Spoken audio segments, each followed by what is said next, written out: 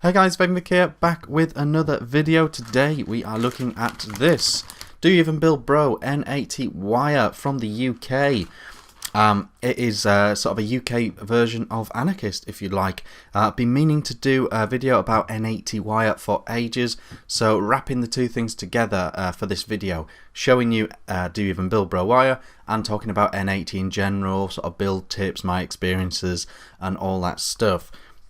So what I have done is I have recorded myself building an N80 build in the Troll V2, and this is the build.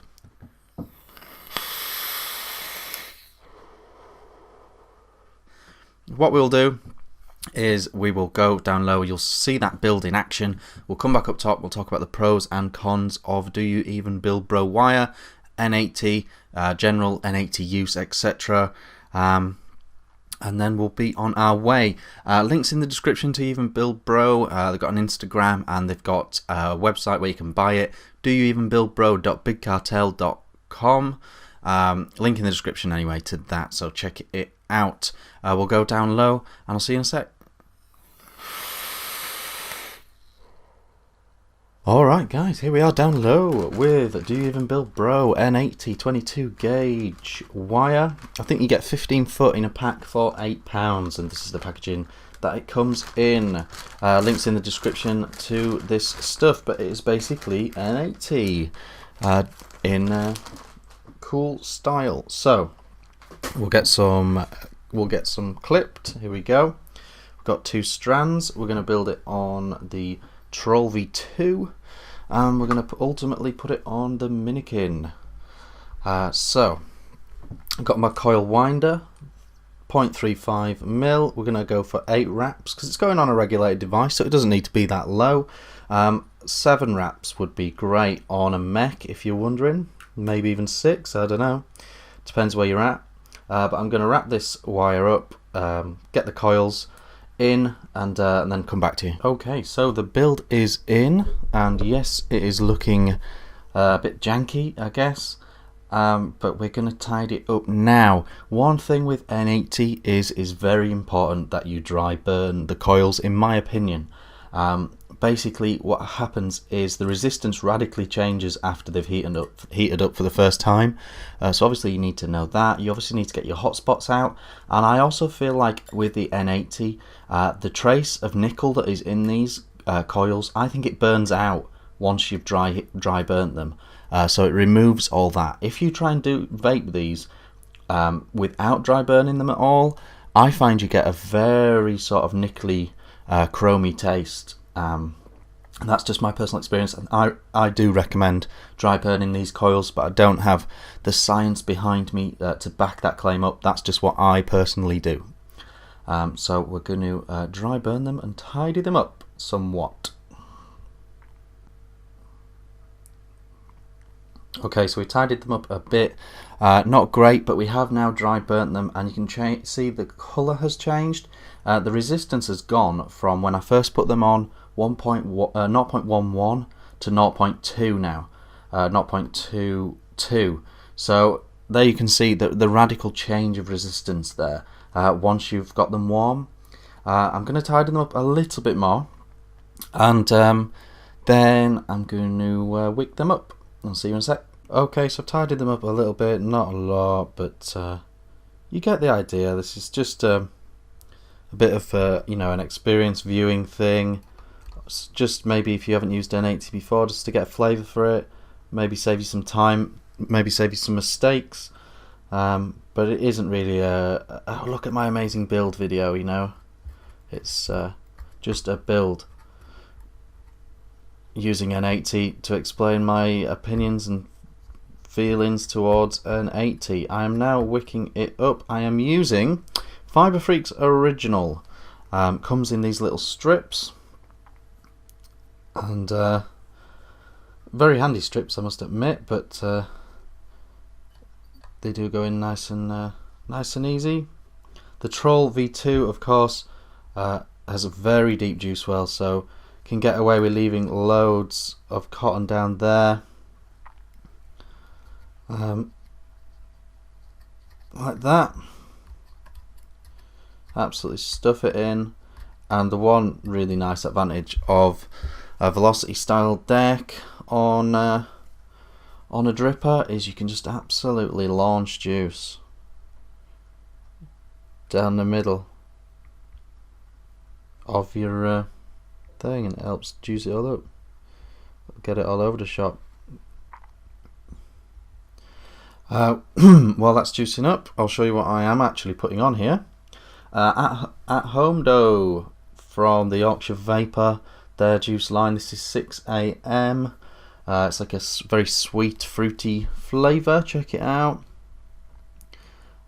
Sticking this in, juicing it all up.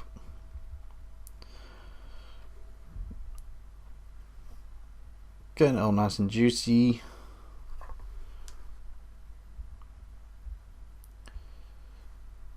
Sticking some more down the middle. Getting it all nice and juicy.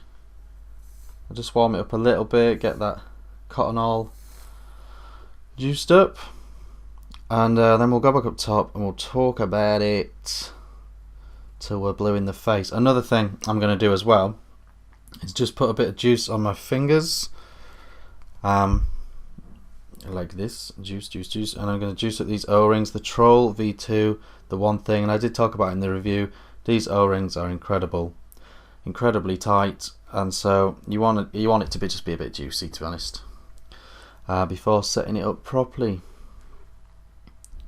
So let's put this on here so we can pick our airflow configuration. There we go, that on there, that on there. Happy days. Let's go back up top. Okay guys, that was the build down low. Not the prettiest build ever, but I'm hoping that you got the gist. 8-9 wraps each side, came out at 0.22 after it had been dry burnt. What happens is the resistance changes when the alloy changes with the N80. Obviously N80 is nickel and chromium and all that stuff going on in there. And what happens when you dry burn it is some of that nickel burns out, raising the resistance of the wire and getting rid of that nickely taste. So in my opinion, it's important that you do dry burn it a little bit, also to get out those hot spots and everything as well. So yeah, not the sexiest build in the world ever, but it is a cracking build. That 8-9 wraps each side, dual coil, 0.35 millimeter build circumference, and it's chucking.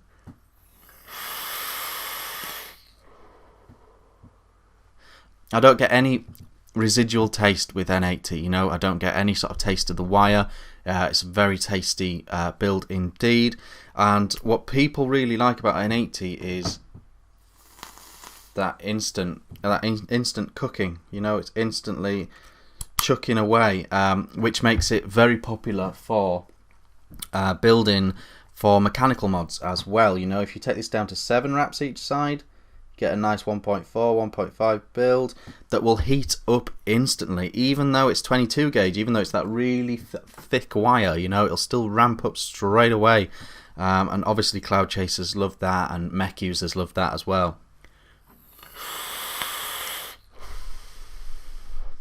But just vape's a treat, vape's great.